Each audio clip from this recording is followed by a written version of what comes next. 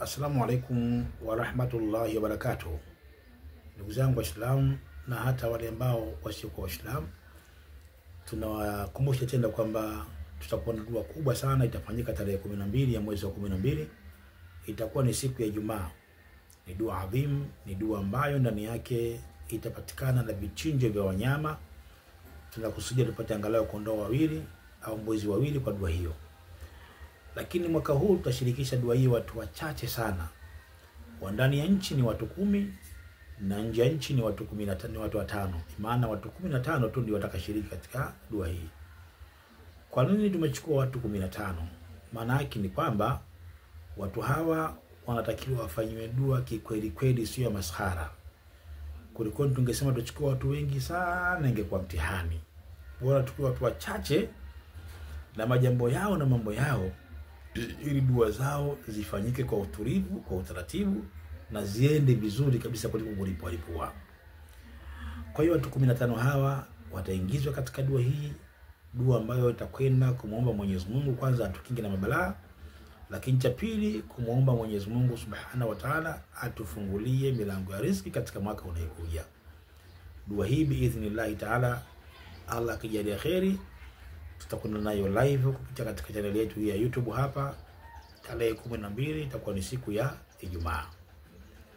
Na Mwenyezi Mungu ajalie khairi inshallah, kila atakayeshiriki dua hii basi baada ya dua aone mabadiliko na aone jinsi gani Qur'ani inavyofanya kazi.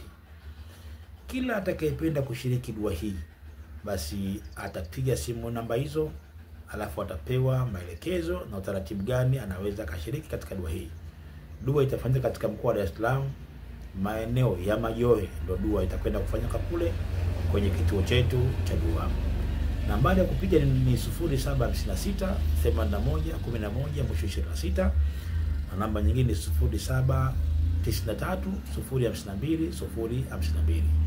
Dua ambayo ndani yake itakuwa na visomo mbalimbali, lakini kikubwa kuna sura 3 zitakwenda kusomwa siku hiyo. Allah akipenda siku ya Ijumaa nitakuja kutoa ufafanuzi zaidi sura hizo zinasomwaje na kwa nini ziwe sura hizo 3. Nitakuja kuelezana haya siku ya Ijumaa Allah akipenda. Kwa hiyo anayependa kujiunga basi achukue nafasi yake mapema, zisije nafasi zikajaa. Zina watu 15 tu na nimeielezea jana, lakini mpaka leo tayari watu 5 washapatikana. Ina maana bado watu 10. Kwa hiyo wai mapema. Watu wa nje tumewapa nafasi 5 tu.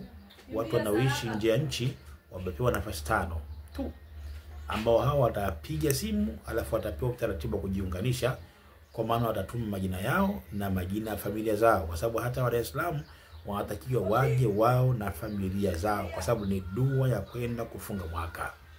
Kwa hiyo utaratibu wake ni huo na maelezo yake ni hayo.